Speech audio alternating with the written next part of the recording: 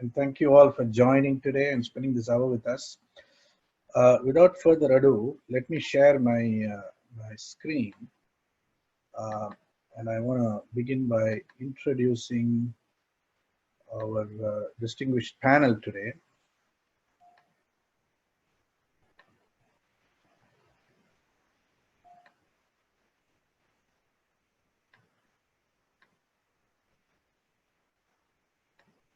Okay, here we are. Is Hinduphobia a thing? That was the question. Okay. I don't know how to increase the volume any further. So this is the topic for today. The three speakers we have invited for today's conversation are as follows. They are Dr. Ramesh N. Rao, so professor of communication at Columbus State University, Columbus, Georgia. Dr. Kundan Singh, co-doctoral faculty at Hindu University of America and research faculty at Sophia University, Palo Alto. He's also the Vice President of Cultural Integration Fellowship, San Francisco. And Dr. Aseem Shukla, an associate professor of surgery at Perelman School of Medicine, University of Pennsylvania. Now, before we begin, just some hygiene. Please keep your microphones muted, okay? Otherwise, I'm gonna mute. Let me just do it one more time. I'm gonna mute everybody, and only the speakers, may unmute and speak into their microphones. Okay, it's just good hygiene for everybody. So let me start this off by requesting Dr. Ramesh Rao to kick us off here. Is Hinduphobia a thing? And Dr. Ramesh Rao has been following this topic for a long time, and he's got certain very specific views about how he sees it. So over to you, Dr. Ramesh Rao. Let me move the slide to the next slide, okay? Here you go. You'll have to unmute yourself, Ramesh Rao.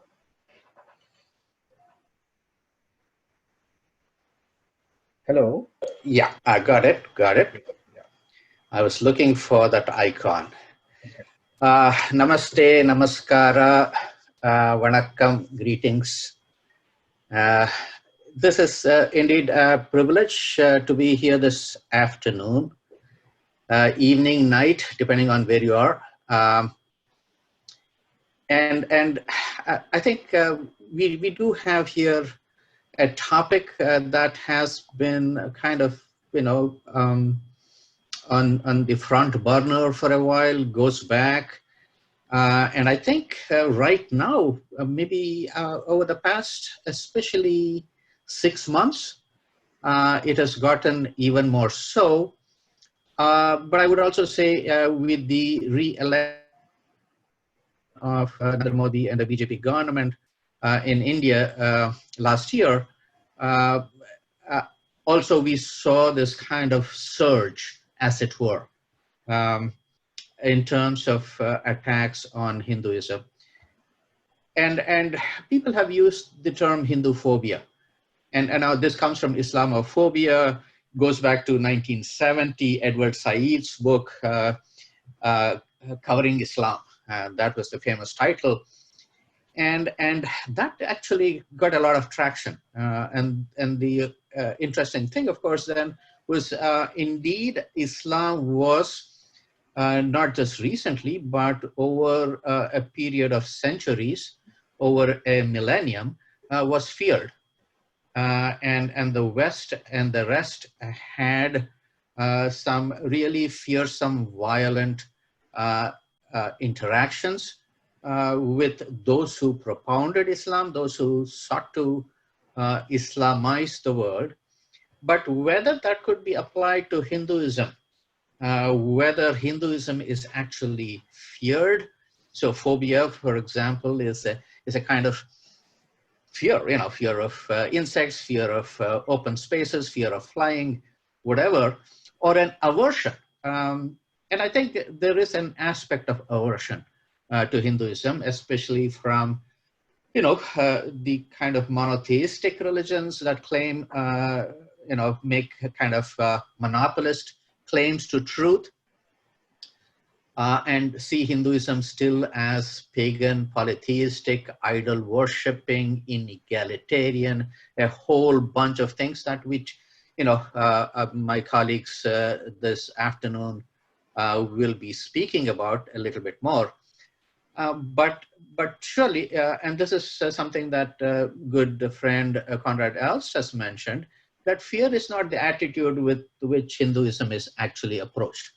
It is more about mocking us, more about criticizing us, more about shaming us, calling us inegalitarian, superstitious, fatalistic, but not really as a threat. Though, of course, that too can be kind of, again, if we were to do some kind of a psychological analysis of those who have this aversion to Hinduism and who mock us, we may find underneath there is something to be feared, because their claims to truth are unverifiable, absolutely unverifiable. These are whereas we Hindus bring practice. We say, oh, check it out for yourself. And therefore, that is something maybe that they really fear, not fearing confronting Hinduism, but confronting their own, how would I say, lies, how they have basically basically lied to themselves, and therefore fear looking at themselves. And the only way that can happen is what Hindus and Hinduism is claiming. So that is something, again, to be probed. And again, Hindus have never been seen to have provoked or incited violence against non-adherents. Sure, there is a constant attack on Hindus about quote unquote mobs and lynching and attacks on Islam, Muslims, attacks on Christians, so on and so forth.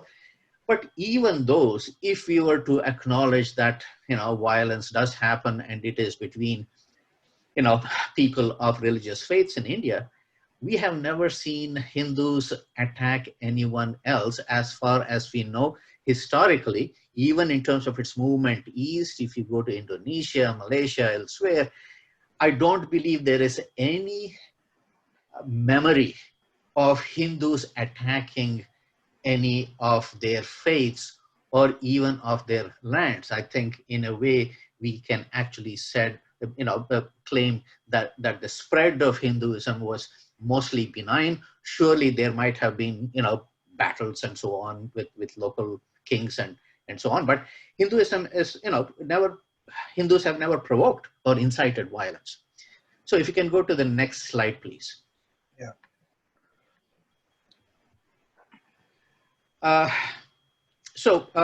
And here again, others have suggested instead of Hinduphobia, maybe we can use the term Hindu baiting. And this again is a conversation that hopefully today we will kickstart that conversation, whether we should continue to use the label of Hinduphobia or change it and so on. There are both, as pros and cons for that. Hinduphobia, it's already become a kind of an accepted term. It has gained coinage, as it were. So we will have to talk about it. But we do have to acknowledge this. We do have to point this out. We do have to kind of climb up on the rooftops and shout that indeed academics, activists, media commentators display the kind of prejudice against Hinduism that they really openly cannot do or will not do about other faiths. Okay, so Hindu baiting is real. Okay, and this is now, again, it has gotten globalized. We can again trace the history in terms of India's own kind of academic space being occupied by the left Marxists from 1970s on, so on and so forth. But again, I'm not here to kind of do that part. I know Dr. Kundan Singh and Dr. Shukla will look at that a little. As I have listed here, it's a combination of the left Marxists, Christian provocateurs, Islamic jihadists, And you go back to Arun Shauri's book, where he basically says the 3 M's, the Marxists, the mullahs, and the missionaries. Those people have been, those forces, those groups have been at this for a long time. It's a millennial project. It's a millenarian project. So it's kind of fascinating to observe where the money is coming from, where the provocations are coming from, where the strategies are worked out. But those people and groups have been active at this for a very, very long time. But now it is coming to some kind of a tipping point, and that we got to acknowledge that, because otherwise, it's like that frog in that tepid water and just sitting there till it cannot jump out. It becomes too hot, and so we need to acknowledge that, and therefore it's very important to talk about this. And if you can go on to the next slide, please. Yeah, Rameshji, 5 minutes. Okay. Fine. Okay. So very quickly, what I have, because I am a communication student, I have done content analysis of newspapers and magazines. I have been here in the U.S. now, 35 years, but kind of more carefully, systematically, I have been doing this since the late 1990s.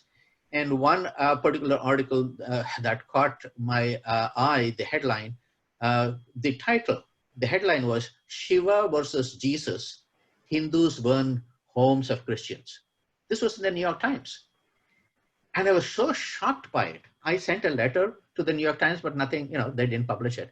And I just did a kind of a thought exercise. Hey, would they actually, have headlines like Muhammad versus Jesus, Muslims slit Christians' throats, or Jesus versus Yahweh, Muhammad versus Parvati? You never see, not one particular item actually targeting Hindus the way the New York Times has done. And this is not just one headline. Very quickly to the next slide, please.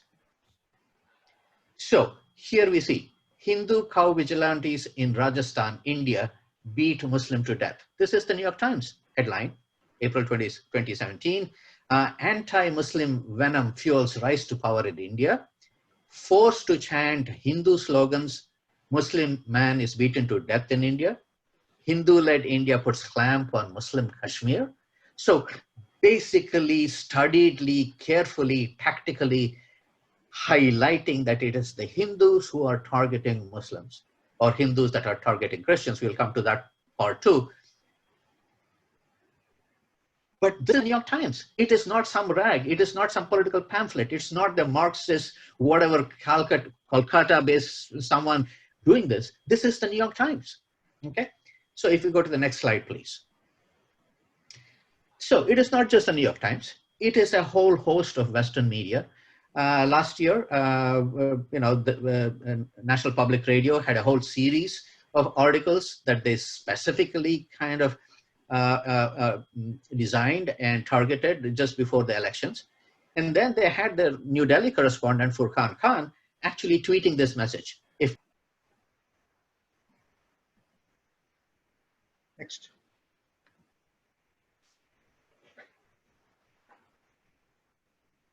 Professor Rao has to be unmuted. He is gone on mute. Rameshji, you're on mute, please. I don't know how that happened. Oh, okay. That's strange. Okay.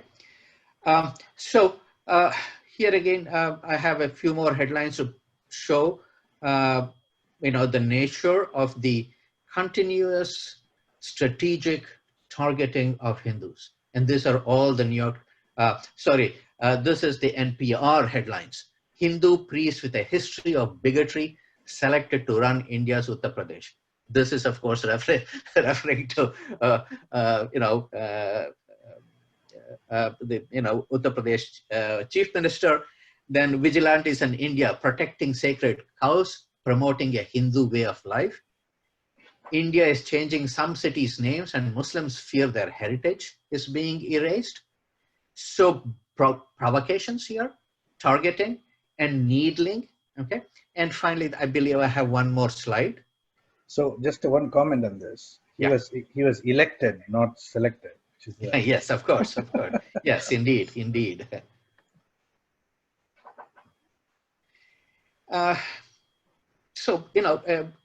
My question, therefore, is we continue to see this. And, I have been writing a series of articles.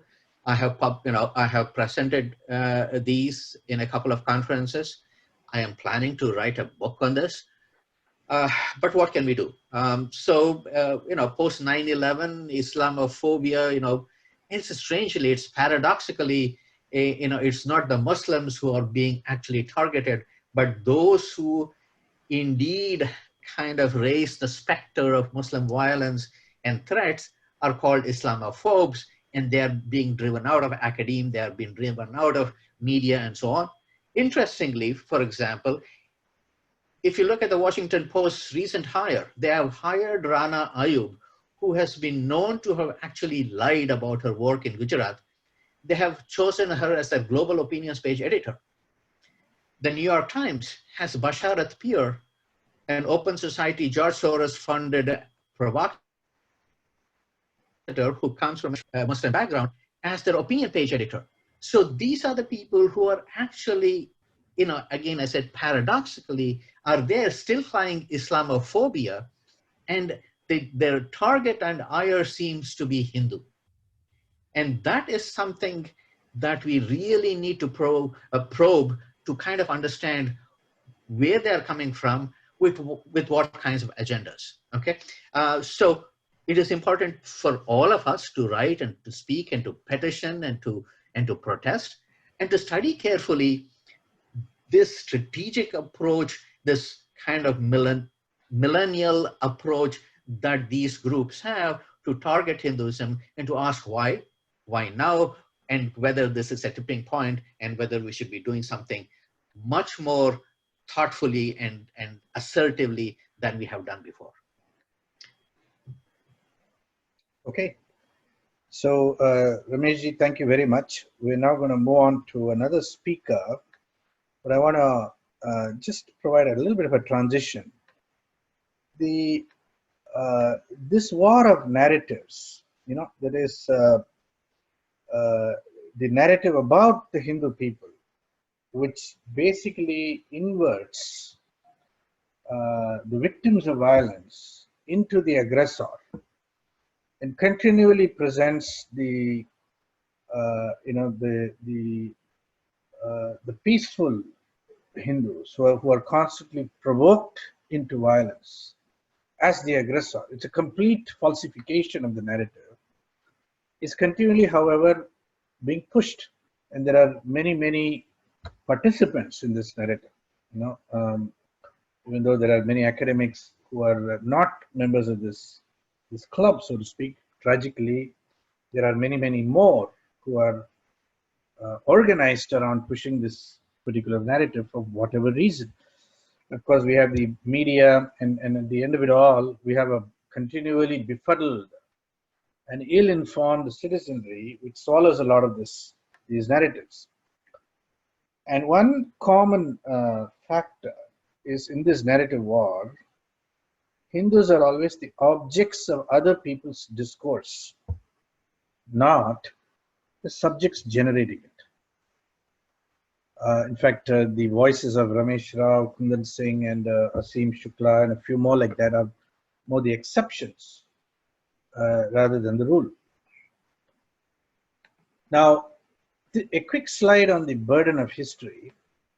So if you look at the historical plotting of India's GDP versus the world's GDP, this is a chart reconstructed from Angus Madison's data.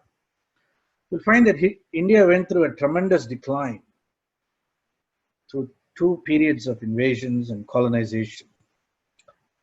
And most of us were born here.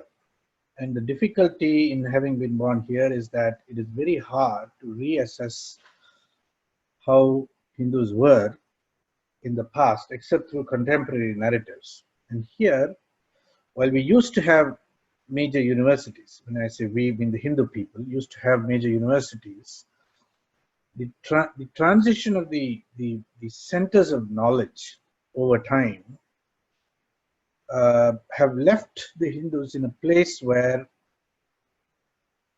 we have become consumers of the narratives about us of other people. And that's a reality today. And in this, the consequences are We're always the aggressors and the villains. No matter what happens, the Hindus are the problem. And nobody's interested in looking at what provoked the violence, who did what first. It doesn't seem to matter at all. And in completely falsifying the whole scenario and representing the Hindus as aggressors and villains has become normal. And in fact, the only way to represent the narrative. And this creates a massive distortion and cognitive dissonance amongst the people who read these narratives, in the New York Times, in the NPR, and many, many other seemingly respectable sources. And, I tragically, I still continue to believe NPR and New York Times are respectable news media. But this is reaching a point of, it's out of control right now, right? So Hindu community is not in control of its own story and narrative. Absolutely not. So we now go to Dr. Kundan Singh, and who's going to pick up the conversation going back to 1817 with some excerpts from a book written by James Mill called The History of British India. So with that, Kundan, could you kindly unmute and please, over to you. Thank you, Kalyan.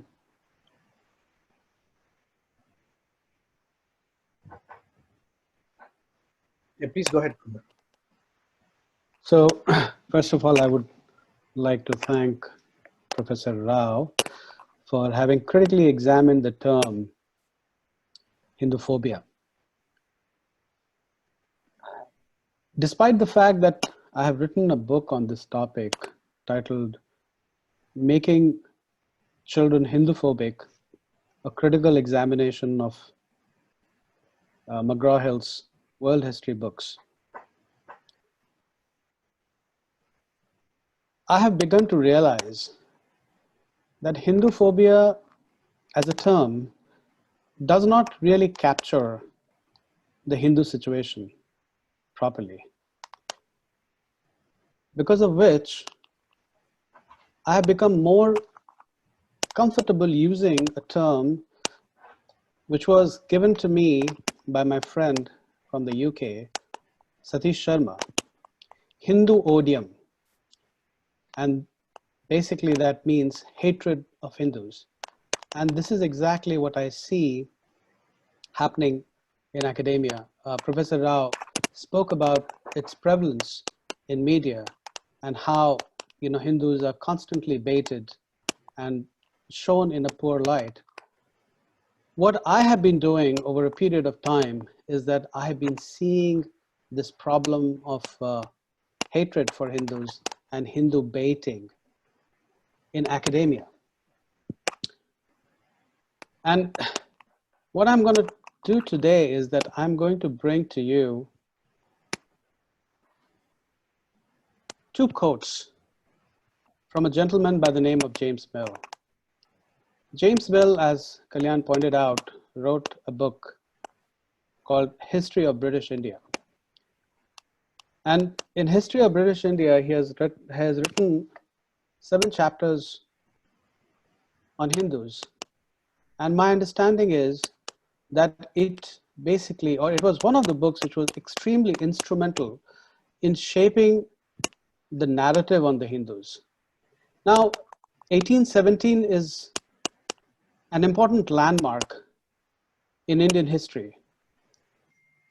The Marathas lost their final war against the British, and a good part of India fell into the hands of the British.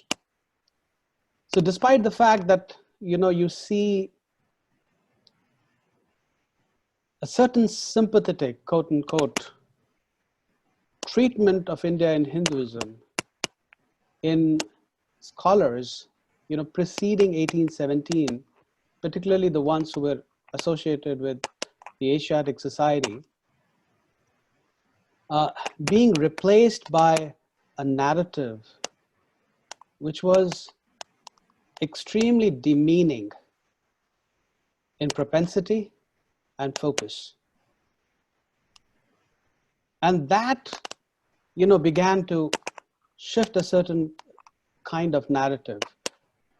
What James Mill wrote was built upon by other scholars who actually came after him. One can almost safely say that this narrative was imbibed by scholars working at Oxford and Cambridge. And a certain kind of narrative has been put in place, which in my understanding is extremely negatively disposed towards the Hindus. So, Daji, let me interrupt here. Somebody is typing, it's very annoying. So could you, whoever's typing, could you stop please, that? it's the control is one not Mr. in my Kundan hands. Singh. Yes. One Mr. Kundan. So I have Kundan. Please stop. Put your mic on mute. I am putting everybody on mute. So Kundan, you got to unmute yourself again, please. And also the slide is not moving. Oh, that's okay. That's okay.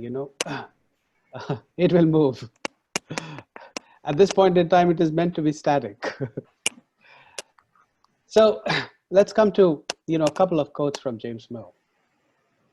He writes, Hinduism is all vagueness and darkness, incoherence, inconsistency, and confusion.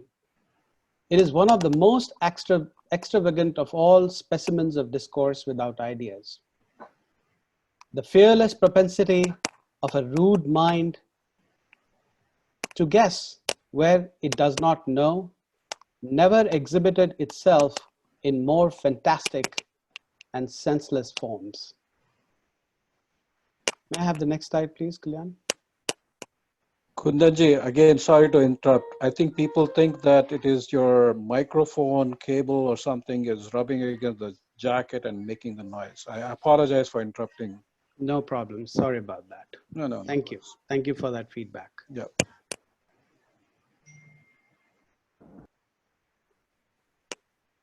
Know people how rude and ignorant whatsoever, who have been so far advanced as to leave us memorials of their thoughts in writing, have ever drawn a more gross and disgusting picture of a universe than what is presented in the writings of the Hindus. In the conception of it, no coherence, wisdom, or beauty ever appears. I'm deliberately going very slowly over here, and I'm actually going to repeat this sentence. In the conception of it, no coherence, wisdom, or beauty ever appears. All is disorder, caprice, passions, contest, potence, prodigies, violence, and deformity. It is perfectly evident that the Hindus never contemplated the universe as a connected and perfect system, governed by general laws and directed to benevolent ends. So there are a couple of things for sure, which I would want you to notice. There is no coherence, and that it is all about violence and deformity. Now, Kalyan, I was wondering if you could move forward and bring the other two slides that I'd sent you.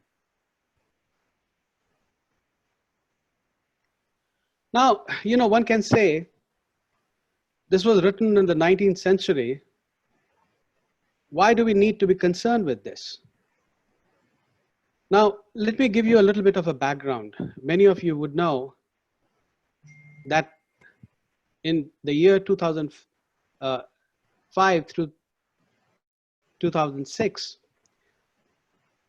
Professor Shiva Bajpai, who retired from Cal State University Northridge, recognized that there were problems of representation and misrepresentation on India and Hinduism in California textbooks meant for children. And he started writing to IQC, the primary body which is involved in changing or correcting discourse which are coming from the earlier times. And at that point in time, he was met with a tremendous amount of resistance from a professor from Harvard, Michael Witzel, and some other professors who teach in some of the most renowned of the universities in the United States. The later category of the professors, who later called themselves as South Asia scholars, wrote a petition to IQC. And I've taken 2 quotes from that letter, which was written in 2006. And when we critically examine these 2 quotes, you will see that some of the things which have been written by James Mill in the 19th century still find reflection in what is going on in academia at this point in time. So without further ado, let me read these 2 quotes for you, and then we'll critically examine. So Kundan, you have 1 minute, okay? Just give me 5 more minutes, please. No. Kundan, we have another speaker, Kundan, please. Okay. So we are troubled, however, by the continued comparison of Hinduism to other major religions, in particular to religions of the book, which makes it more difficult to understand the emergence of Hinduism on its own terms as a religion filled with different and often conflicting tendencies over time. So do you see how, the narrative of incoherence getting repeated here? And of course, what is happening is that this narrative is being masked in what is considered, a privileged position in academia. And that privileged position comprises of plurality and diversity.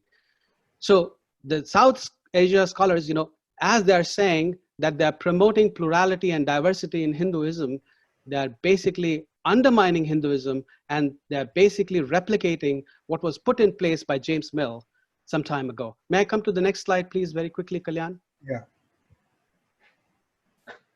One of the difficulties with discussing Hinduism today is the attempt by Hindutva right-wing nationalist movement to make Hinduism definitive of being Indian, and the Vedic period, along with later notions as Sanatan Dharma, definitive of Hinduism as a whole through all historical periods. The idea that Sanatan Dharma is basically belief of Hinduism ignores, and I've highlighted this, both changes in historical usage of the term to connote an array of notions and ritual practices, and its tendency since the late 19th century to be associated with Hindu nationalist groups in whose usage it has become a monolith and acquired a narrow and exclusively Sanskritic connotation. Such groups have, since the time of the founding of the first Hindutva organization in 1925, been associated with violence and destruction. They have often drawn upon or invented militant representations of Hindu beliefs and practices to wield against groups that define as alien to their conception of a Hindu-centric India. So do you see that, that the narrative of violence which James Mill was talking about, is again being replicated over here. And there's a tremendous amount of misrepresentation also which is going on, which is, so far as I know, none of the people associated with Hinduism are actually talking about Hinduism as a system of thought, which is monocular or a monolith. The diversity within the thought has always been propagated and propounded. And there is a misrepresentation which happens. And again, what is being suggested is that the diversity and plurality is being killed over here, whereas that is not what the situation is. But incidentally, if you would look at the things that I have pointed out in red, that the idea of incoherence gets emphasized over and over again.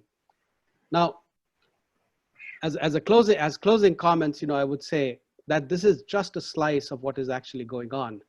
There are 7 chapters that have been written on Hindus by James Mill. And until and unless we thoroughly deconstruct and analyze what was written by James Mill and see its influence in materials which is getting generated by academia, I do not think that we will be able to get past, what we have in larger discourse started calling as Hinduphobia. So with that, I would close. Thank you very much, Kalyan, for giving me the opportunity, and sorry for exceeding the time. Thank you. All right, we're going to move on now to the third speaker, Dr. Aseem Shukla, and he's the co-founder of Hindu American Foundation, and he has had a particular vantage point from which to view this through the lens of government and policy and its implications. So Aseem ji, please, over to you. You had to unmute yourself, Aseem. Sorry, Kalyanji, I just took control of the screen just because I made a few changes in some of the slides. Is that okay? Yeah, that's fine. That's fine. Go ahead, please. So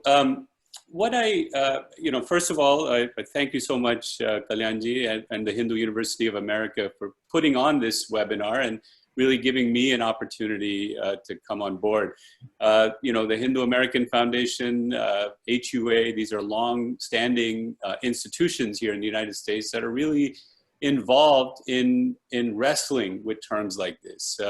Rameshji, Professor Rao at one time was the Human Rights Fellow at HAF, part of our national team. So we've been in these dialogues and these conversations also through WAVES and other associations with Kalyanji over so many years in DCF. And so I think this is a great thing to really have a convergence here on some of the ideas that we've been wrestling with. I won't go into the origins anymore, beyond to say, Rameshji made a very important point. Professor Long is on the call. I heard him earlier, and Jeffrey has written extensively on Hinduphobia in academia. I think in Advaita Ashram online, and people can pull that up. It's a great article where he really deconstructs the term. Sometimes when I think of it, I think of Islamophobia, meaning a fear.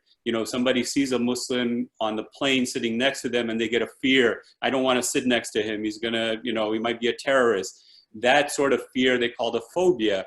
While I tend to see the Hindu hate, the Hindu intolerance more like anti-Semitism or anti-Hinduism or anti-Hindu bias or anti-Hindu bigotry.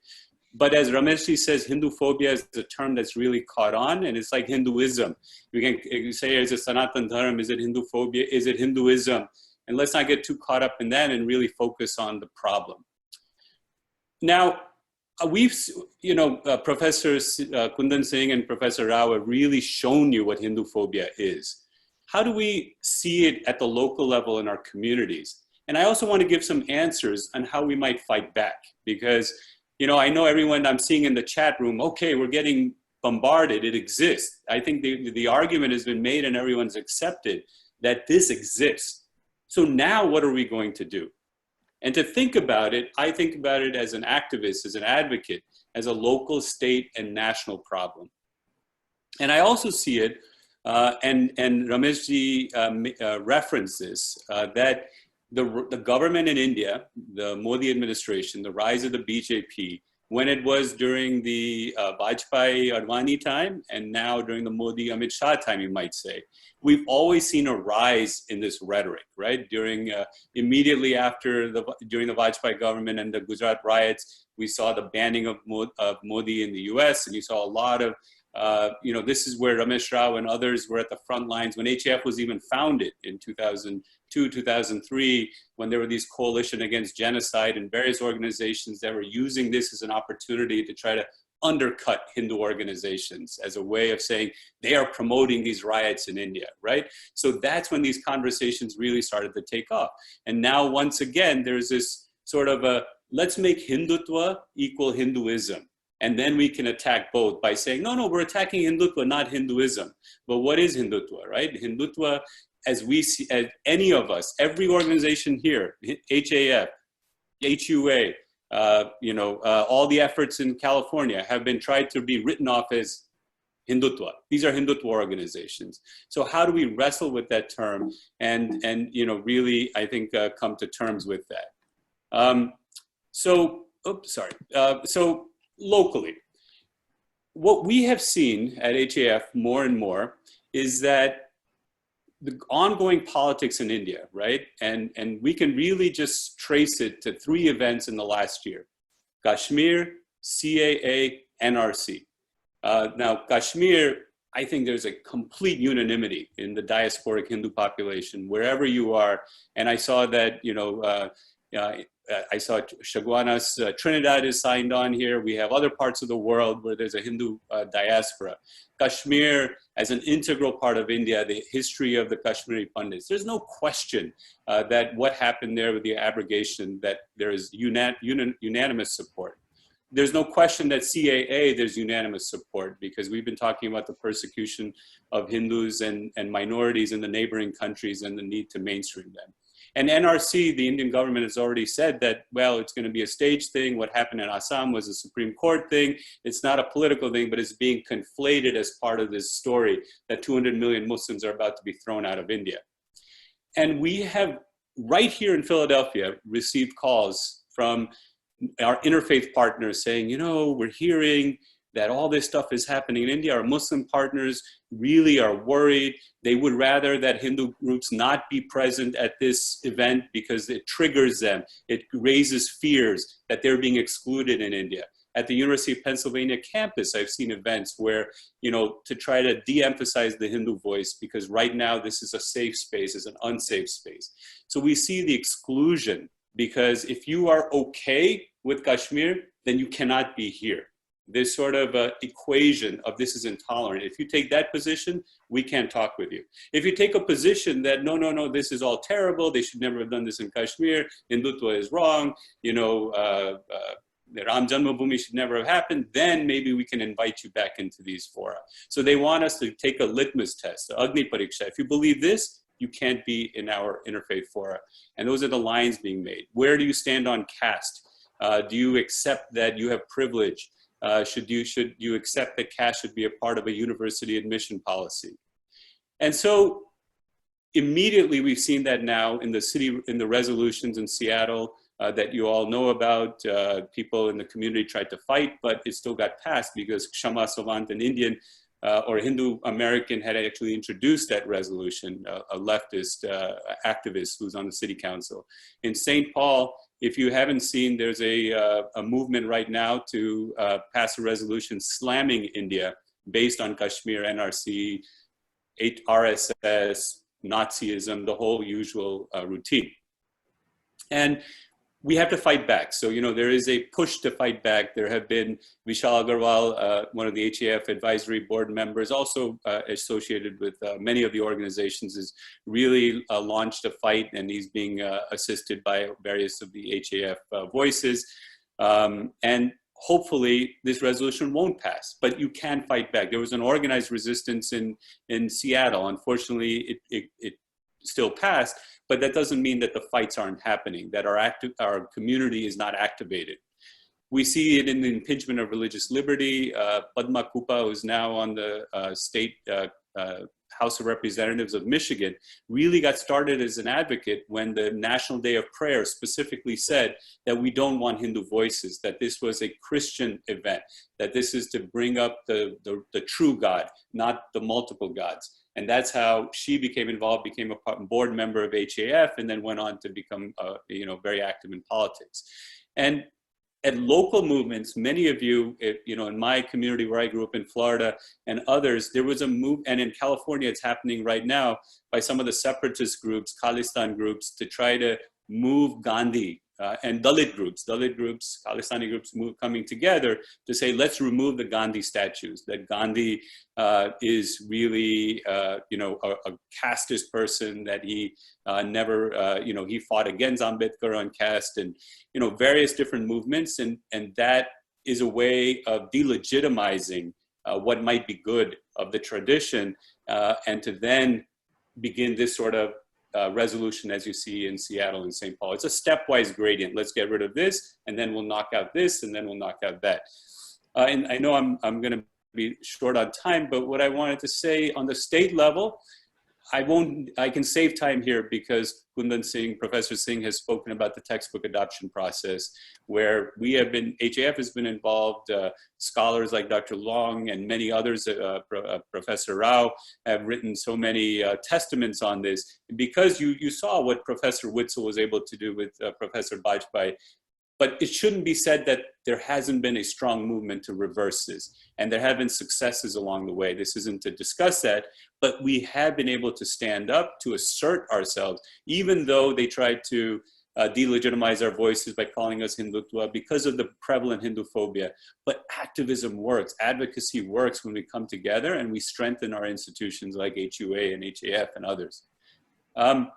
One of the first events that really galvanized the Hindu community in 2002 was when the Texas, and some of you may not know this, when the Texas legislature and the Texas governor passed a law to place a 10 Commandment statue on the grounds of the Texas Capitol in Austin, Texas. Now, this was the 10 Commandments, where it specifically says, who God is, the only God that counts. This type of commandment was to be placed in a public place, and HAF worked through the US Supreme Court in order to reverse this, that a state cannot sponsor and privilege one religion over all others, and especially when it has an exclusivist doctrine. And so, this was a effort, and if you saw the rhetoric around this, it was Hinduphobic. It was that, who are these Hindus to speak up against this, who believe in many gods, who, are kafirs, who, believe in a false God. And so that takes us to national advocacy. And this was, nationally, we know that the FBI is tracing Hindu attacks, people who are attacked because of their being Hindu, okay? Actual Hindu phobia, that they were attacked because they were seen as Hindu. And every year that number has gone up. If you look from 2015 to 2018, 2019, the last numbers that are available, the number of anti-Hindu attacks have actually risen. Now, I'm not going to say, it's happening every day, but it's about 20 physical attacks on someone killed, someone pushed in front of a train, someone, harassed in public, to the level where it got reported to the FBI. So these are real attacks that happen more than once a month in the United States. Now, engagement works, okay? At the presidential level, you see there just last week, the Swaminarayan, a priest from the Swaminarayan movement, BAPS, was in the Rose Garden. There's Donald Trump and gave the Shanti mantra, Antariksha Shanti. And there's Joe Biden, who's of course running for president. And because of our advocacy, the Hindu community's advocacy, finally put out a statement about Afghan Hindus and Sikhs, and now they should be brought to the United States under the refugee cap. And we are in talks with him regarding his statement that was a bit disappointing. As you might have heard, he put out a Muslim agenda, which talks about Kashmir, NRC, and CAA, not in the way we want to hear it, but in a way we are engaging with him right now. You might know about Amit Jani, his Asia Pacific outreach director, who came under attack because his father was at one time associated with OFBJP.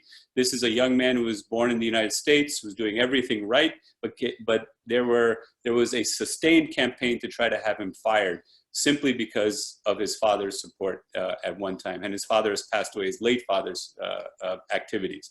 This is the type of sliming that they try to do because they try to make, anti-India to be equal to, well, it becomes a question for us, is anti-Hindu, is anti-India activism sometimes anti-Hindu? And you can see there Arti Tikku, who had been sponsored to speak at a hearing on Kashmir on Capitol Hill, when Ilhan Omar launched a Hinduphobic, is the only way to phrase the terminology that she used against Arti Tikku, and Brad Sherman allowed that. So, these are the types of things that we've seen at the congressional level, but then Aarti Tikku was there to represent our community's voice. And so we can push back. There's always this interplay that's going on. We can't take these things lying down, but there's always an engagement. And to end it, just today, I saw this on Twitter and on social media, and I just put this out as my last slide. And it really is kind of emblematic of a lot of the things that Rameshji spoke about in the media. You know, here's the leader, the ISIS terror leader, you know, an austere religious scholar, at the same time, Yogi Adityanath, militant monk. You know, here's a conversation to say that Diwali sweets are unhealthy, but Christmas cake is nutritious. Or to fast, Navratri fast, there was an article in the Quint about how fasting is unhealthy. But during Ramadan, you have the same article, same newspaper saying why fasting is healthy. You know, here's a issue about crowds. Here's hijab. Here's an article about Gungat, you know, the identity being patriarchal while celebrating hijab at the same time. Here's an article talking about Durga Puja being a trope of goddess worship. It really is not about women empowerment, but then Eid is all about women empowerment. So these are the kinds of, you know, binaries I think that we're seeing, but that we are not just laying down. No one should be on the comments here saying, you know, we're being quiet, Hindus are quiet, Hindus are the victims. We're not the victims, we're fighting back. But to fight back, we have to have the knowledge. Ignorance is the last step that prevents our unity, that prevents our ability to have a common and strong voice. And that would be my call to all of you. Do not feel that we're taking this or that we're all being beat up and we're not pushing back or punching above our weight. We're doing that, but we can do a lot better with everyone's sath and support. Thanks, Kalyan. Right.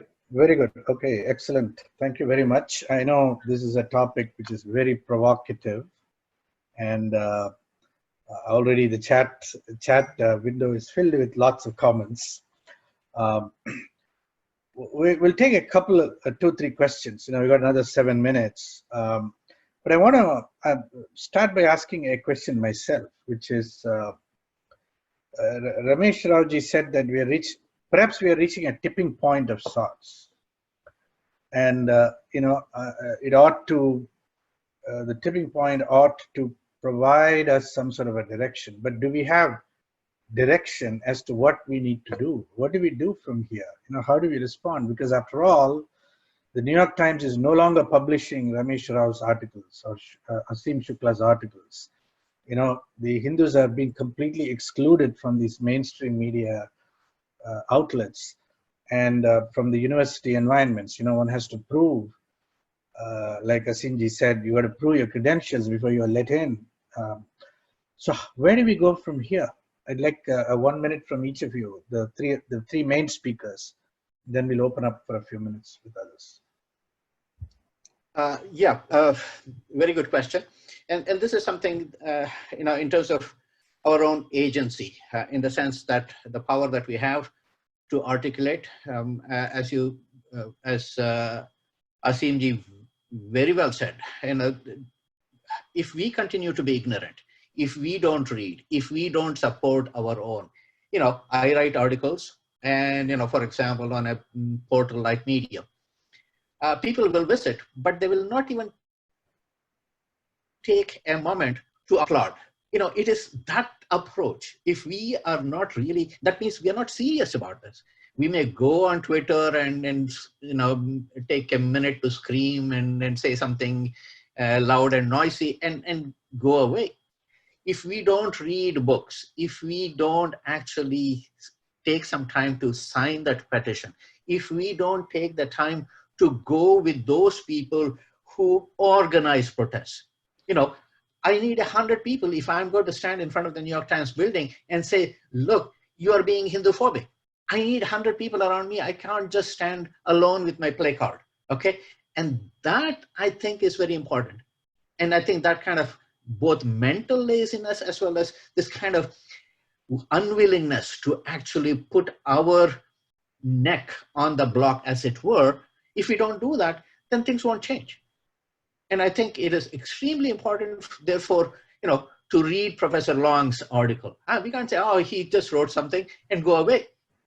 if I am not educated, informed about what he has said, how can I actually do any kind of thoughtful, careful, sensitive battle? Because again, we have to be very careful in terms of the choice of words. Again, we live in a time when we have to, and I think that is good, to be self-conscious about how we speak, how we articulate. And if we don't have that and simply go and do a little screaming on Twitter, that won't help anyone. Okay, thank you, Rameshji. Kundan, a comment from you? Sure. I feel that, the approach has to be multi-pronged, and it should come from, different kinds of sadharma that people have. In this panel itself, we saw that Professor Rao is addressing this problem, from a different vantage point.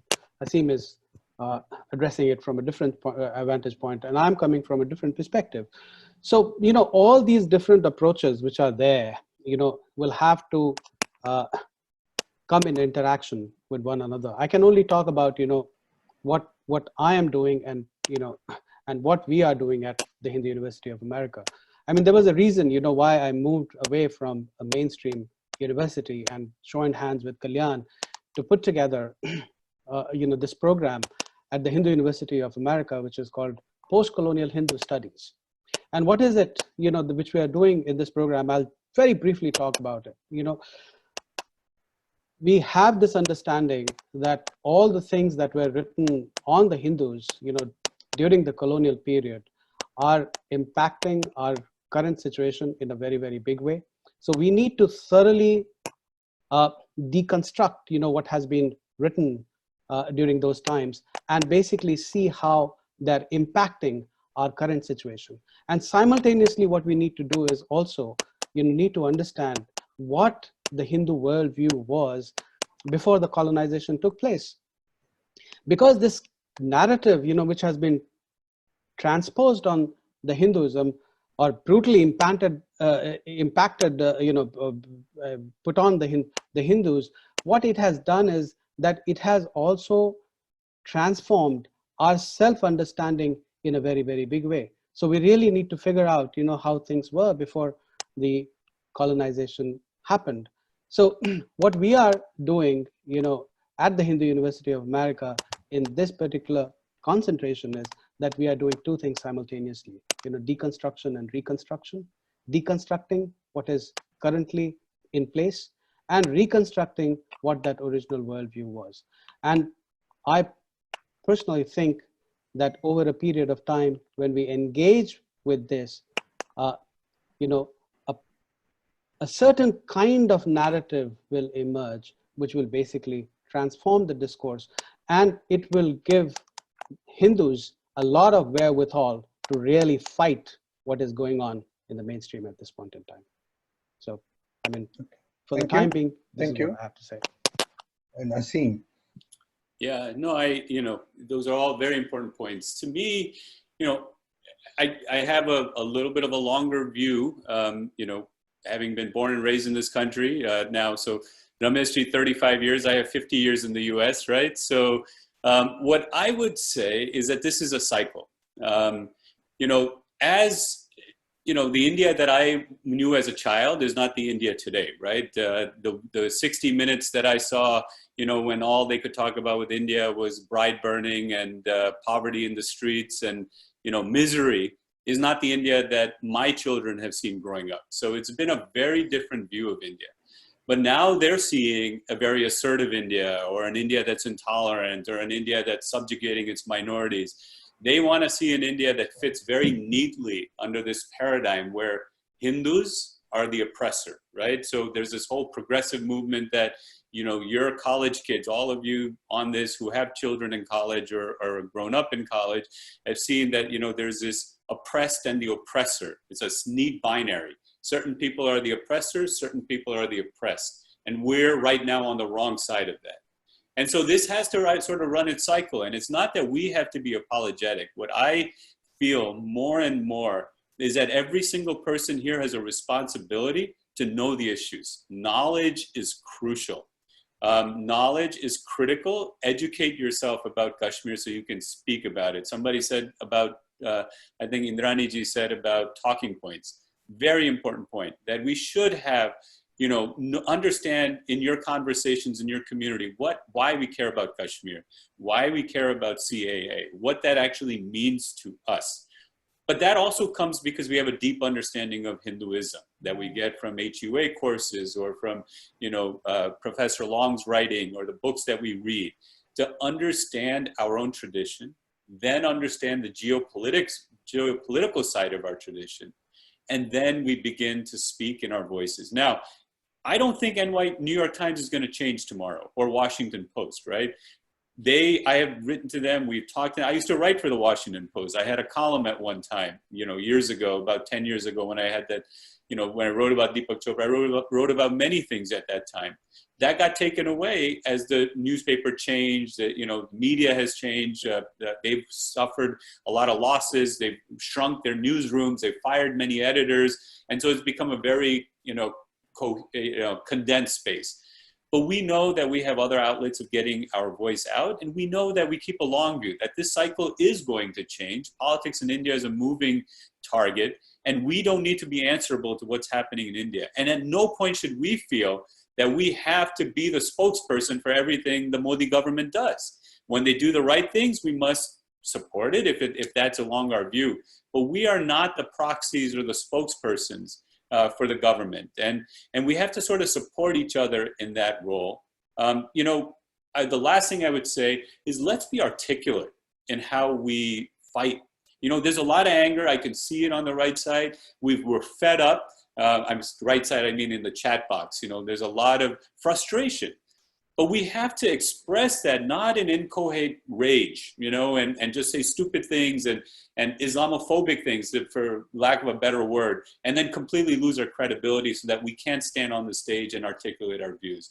So let's do this smartly. That we have the tools, we have the institutions. Let's amplify each other's voices. Let's stand with each other. If you have a different view, okay, I don't like what HUA stands for or HAF stands for. There's so much room to make your own voice, okay? We can have a spectrum of voices, but we don't have to tear each other apart. We can, keep our focus on where it needs to be. So I say educate ourselves, organize ourselves, and articulate ourselves. And that would be my advice to all of you. Excellent, Hasinji. Thank you. So I want to recognize that we've exceeded the time already that is allotted for the webinar. Now, we do want to allow for some questions, so you're welcome to stay on for some more time, but the formal part of the webinar is over. Now, with us Hindus, we always had to be very careful, whether we will get into an internal quagmire as to whether we call this Hinduphobia or Hindu odium or Hindu baiting or what is the right word. And I can imagine it descending into a chaotic discussion around what the right word is. But the word is not the thing, right? So it's the thing that we want to deal with right now. So one little quick plug for Hindu University of America. We are committed to launching courses and programs of study that are educational and provide lots of ways of learning within HUA. So please, we welcome all of you to join and get involved. With that comment, Ankur, take a minute, talk about your 1-minute survey, and then we'll move on to questions, Q&A, okay? Yeah, it's actually less than a 1-minute survey. Just click, it's clickable, fill it out. However you got involved with this webinar, we'll reach out again, and we're gonna increase the cap next time. This was great. Yeah, thank you. So this is the second time we've exceeded 100 people. My apologies to everybody who couldn't join, which I will express separately, but we're going to increase the cap for the next one. So with that, let's have a couple questions here from the audience. Who would like to go first? You have to unmute yourself. And please just ask a question, okay? Do not make a comment and go on. Yeah, so Kalyanji, this is Jay Bansal. Yes, Jay Bansal. Yeah, namaste everyone. Very good seminar. I think Asimji put it exactly right. It's a problem of ignorance. I think the Hindu audience or the community at large is not engaged in understanding this this existential threat. So question is, this webinar of this sort is great, but how can we, increase the reach of this kind of message into the Hindu community at large? Other than, I mean, this still feels like a very elitist kind of, and I don't mean in a bad way, but I mean, it's a very selected audience. So I'm just wondering, how can we get this message into the bowels of the organization, I mean, the community? Great question. Yeah, may I very quickly? Sorry, yeah, Ramesh, go ahead. I'll go next. Yeah, we Hindus are not what I would call congregant religion or religionists. We don't have our Friday meetings or Sunday meetings with the church or the mosque, which is also used not just for merely talking about God, but also about society. Once we don't have that, we are, as people have characterized us as anarchic individualists. We get into circular firing squads all the time. I know HAF has been targeted by our very own in ways that, makes me mad. So we don't have that kind of place where we congregate, not just to talk about our spiritual values and faith aspirations, but to talk about our societal concerns and ills. We do have societal ills, but where do, and that I think, maybe this now new technology will provide us that congregational space where we can actually come together, hopefully, to kind of talk about this beyond our value systems, beyond our faith and kind of spiritual kind of needs and aspirations. Sorry, at the risk of asking too many questions, is there a way to co-opt in our temples and places of worship into being a, at least a, community news dissemination channel? So, yeah, go ahead, Kalyanji. Did you want to say something? Possibly, but temples are also anarchical places, really speaking, in some ways. Okay, Shuklaji, please go ahead. Well, from a optimistic standpoint, Ramesh Butaraji had told me years ago, and he was right, that if we look at the organizations that have a national reach, and I'm speaking about the US, right? So that the HSS has the Shakha system. The Chinmaya Mission has a very active Balvihar system. And BAPS has the Bal Gokulam and a Balvihar type of system that goes across the country. Right now, as I speak, I was worried that our voices would overlap because Suhag is upstairs doing a training on Dharma Ambassador, the HAF Dharma Ambassador program, with the Shakha leaders of California.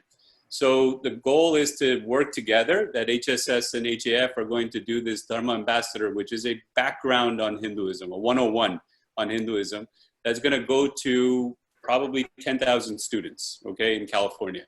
That will be nationally rolled out if it works as a sort of a pilot study between HSS and HAF, then that will be spread. So that's, to try to get them on a solid footing on all of these issues we talked about, basic beliefs, because it's very hard to even say, well, I'm Hindu. Okay, next sentence, what does that mean? What do you believe? To really just equip the basic knowledge, okay? Not a PhD that you're gonna get, through HUA and a master's in Sanskrit, but the most basic foundational conversational Hinduism. And then to take them to, once you have that basis, you can then begin to talk a little bit about the social political issues. If you're able to speak on caste, if you're able to speak on Kashmir, that all comes once you have a basis on what Hinduism truly means. And I think that's how we would see it to get ourselves out. Then of course, social media is a strong thing, webinars like this, and it's complementarity. HAF can't do all of this. There's room for, of course, for HUA, for so many organizations that are right here on this webinar right now. There's individual people and regional people, and I think that's how it all comes together. If our messages are on point, the things that we deeply believe, we can articulate.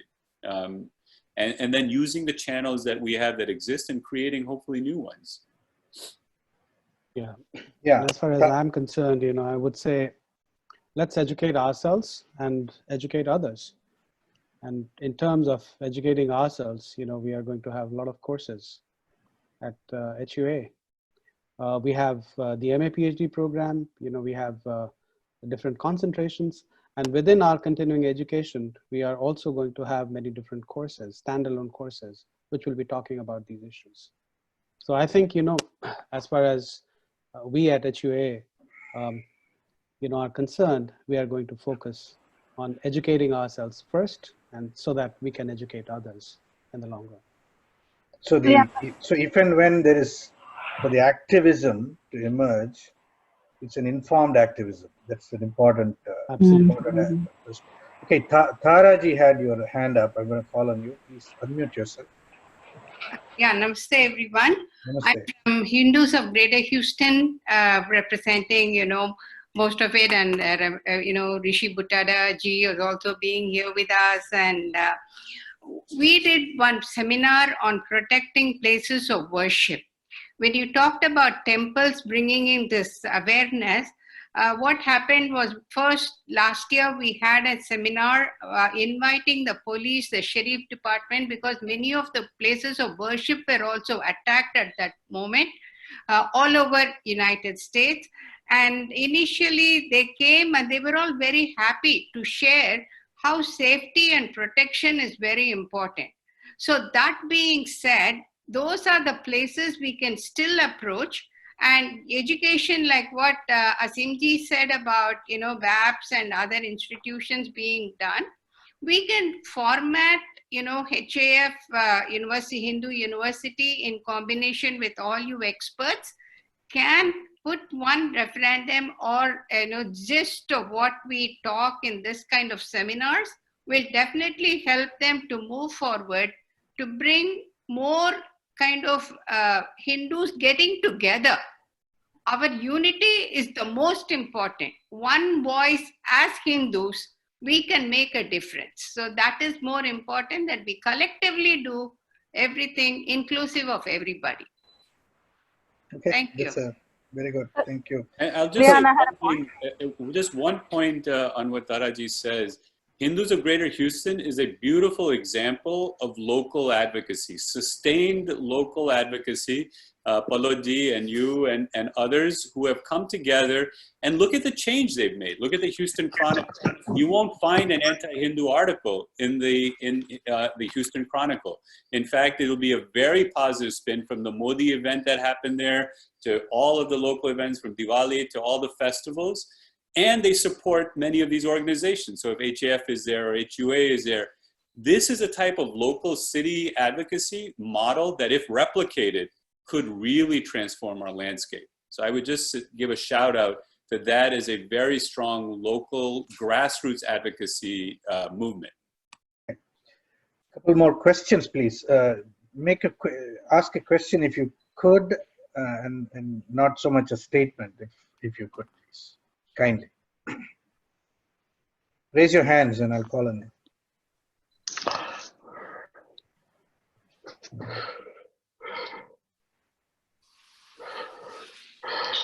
Okay, Ramki Krishnan. Go ahead, please. Hey, Kalyan. Good morning, everyone. Thank you very much for this opportunity. Quick question. By the way, great program, great talk. Thanks very much for all the speakers. Question is, from a federal political point of view, from a federal government point of view in the US, do we have any lobbyists who can talk on our behalf? Is that something that is useful, considered lobbying the senators, the government on it? And I'm just exploring widely if that is something which would be useful as well for Hinduism. That's a question for Asim. Asim, you're closest to this. You had to unmute yourself, Asim. Yes, sorry. I have to admit that right then I was conversing with someone, so I'm sorry I missed that question. If you could just quickly recap it. I got part of it. Okay. Yeah, thank you. I was asking if lobbying efforts would help Hinduism in any way within Washington, and if that is being considered. Yes, thank you. Sorry, sorry I missed a part of that. Yes, yeah, fully got it. So lobbying and advocacy are two different things. So thank you for seeing that difference. You know, many people say, well, why isn't HAF, you know, why can't we flip Brad Sherman?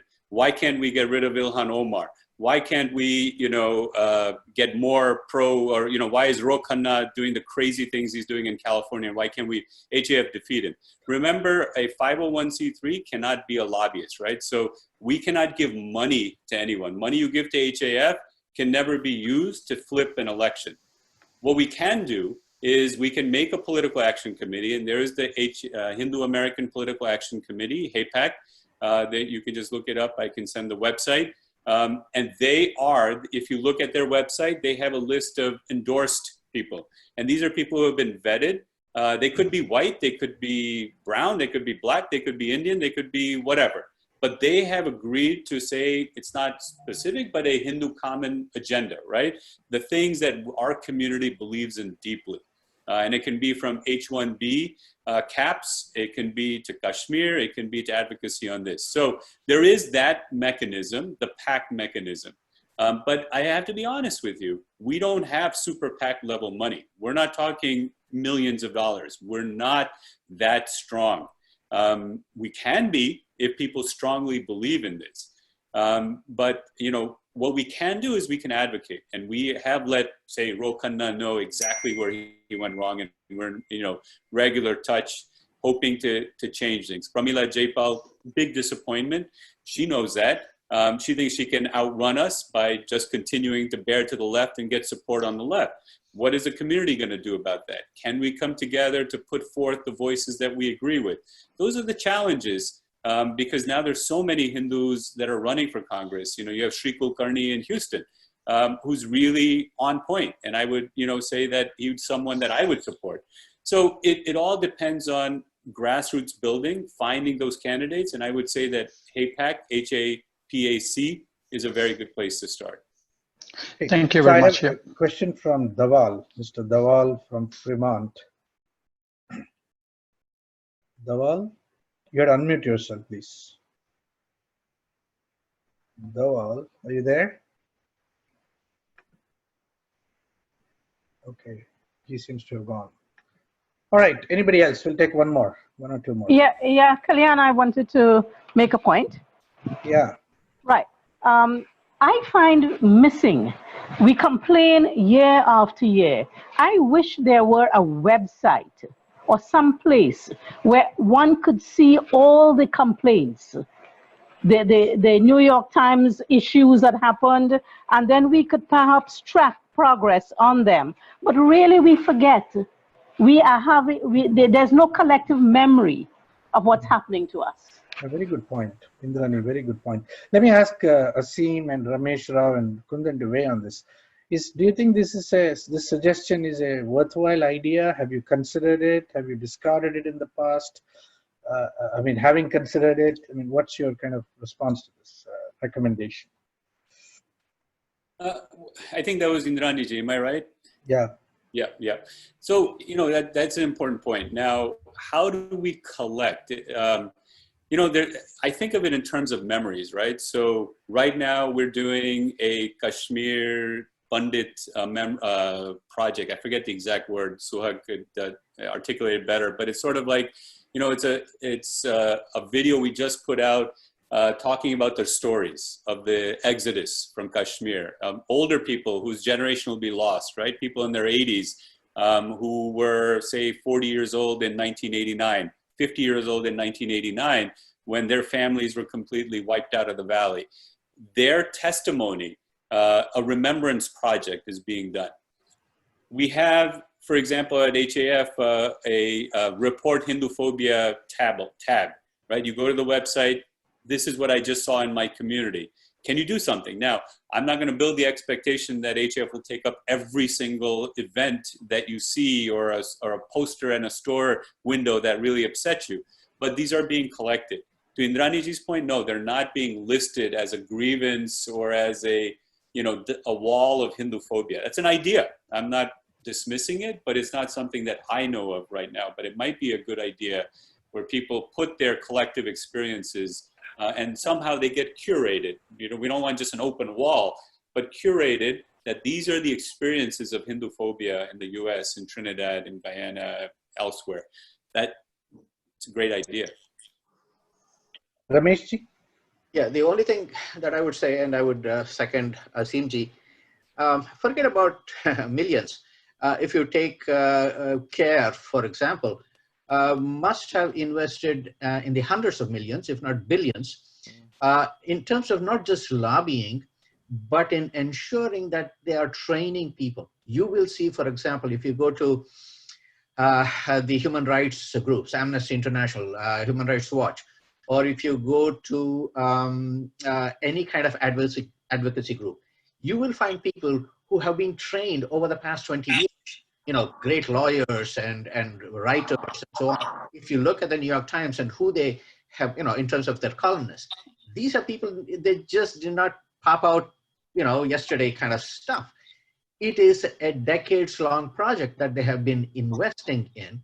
Or, for example, take George Soros, who said, I'm going to give $1 billion to, you know, fund universities, to support academics, you know, and one of the interesting targets for Mr. Soros is India. So we are really, you know, in terms of our monetary clout, I think we can get there because we have a lot of, you know, wealthy people. But how do we herd them, and how do we get them to support these kinds of initiatives? And again, as Asim very clearly pointed out, the kind of long-term view. Okay, you know, we have been here, you know, some of us, you know, born here, and you know, where do we go next? And then to, you know, I think we have really the intellectual resources, but we have not been able to organize them. And for that, it takes really a lot of money, and especially, you know, playing in the American playground, which really, you know, thrives on a lot of money or demands a lot of money. Okay. Very good. Personally speaking, you know, I haven't thought about this question, but it's a great idea. At HUA, I think, you know, we should have a concentration which critically analyzes the news pieces which the media has been dishing out on Hindus. You know, I think it's a great idea, but we should definitely collate, you know, all the materials which are coming out. Okay, very good. So Dawal, you're back, right? Dawal, go ahead, please. Yes, thank you, Kalyanji. Sorry, the line got disconnected earlier, and that's a good segue to the question I had anyways. The question I had is there any resource? I think we all are having a lot of energy. There's no doubt about that. Through social media and all, we can certainly connect, as this call also shows. But is there a resource where it gives various degrees of involvement one can have, like, for example, supporting an online petition, like HF does, right? Different degrees, like getting together in New York with the New York Times building, right? Like the other gentleman said. So is there a single resource where we all can go? Because if there's an efficient resource where we can go and say, okay, we can do these things easily. I'll answer that question. Yeah, okay. Dawalji, thank you. With the Hindu world, there is never anything single. It is impossible to arrive at a single. There'll be multiple. There'll be not just multiple, there'll be 33 million before you know anything. So even though I'm saying it somewhat, you know, humorously. Humor is good. Saturday. It is a genuine difficulty that we as a community have. Okay, so therefore we must recognize that as we move on. Asha Pillai has got a question. Asha Pillai. Oh, well, sorry. Whom can I connect with if I want to help put that at a meta level? Right to us. Aggregation. Right to us. I'll be in touch with you. Yeah, this is the beginning of a conversation. So thank you. I'll be in touch with you. Yeah. Asha Pillai ji, where are you? Yes, namaskaram to all. So, Mike, I have a question and a point. So, on the issue of how we can mobilize, several of us, I'm sure, in this group have been, and others have been actively involved from the early days of time in the U.S. in developing Hindu culture and other aspects of the expat community here as well. And there are several people who are very active with the Silicon Valley funders and others in many other areas. I think if we can get a core group together in an action plan to actually approach such people. We have many, I know that Shuklaji is an academic, we are also academics. There are many people who also have associations in those circles, and we're operating individually with our individual foci. But rather than do that, to thread the common aspect of our interest in this in a core group that focuses on that aspect, I think we could really mobilize quite a lot. One of the problems is obviously the usual infighting and other things that have happened in the past, but I don't think that needs to be, we can transcend that in a very powerful way if we mobilize the academic and the industry communities that already have these circles of discussions going on, but they're not following through beyond the cocktail conversation. Right. Very good point. Excellent. Can we do that? I mean, in a focused way, Surely, actually, I think so. Timeline, and I will join in. I mean, I think we need to do it. We know several of the people who started up Silicon Valley, so there are actually people who want to give their funds into this effort. They do not trust the processes in place. I've heard it directly from their mouths. Right. You know, so. Of course, they do not trust anything. But if we can mobilize something that's actually a cogent, written, you know, effort and plan, I think they will support it. Are you speaking in terms of a, you know, what DCF had done in terms of chairs and universities? Or are you talking about changing academia from the inside? Because, you know, those are two, you know, one way is the chairs, but as we know at a place like University of Pennsylvania, you're not going to change, you know, South Asian studies in this generation. The only way we'll change it is by, and there are professors and academics that, you know, that are working even at Penn and in other places that are now young people who are becoming trained and going into these fields and taking on and changing it from the inside. But it is, and I will not, you know, sugarcoat this, it's going to be a 20 to 50 year process to change academia to reflect the way we want to see it and the way we practice it. No, Shuklaji, so in response to that, if you don't mind, I'm not speaking from that. We helped establish the first chair in Berkeley way back 30 years ago, 40 years. So I'm not speaking from a sort of superficial level of it, but what I'm trying to state is not about changing academia. These academics who have done these things, okay, we all have a lot of experience, but many people have retired out of this space because of the other levels of complications that come into time management when you try to involve with all these different groups.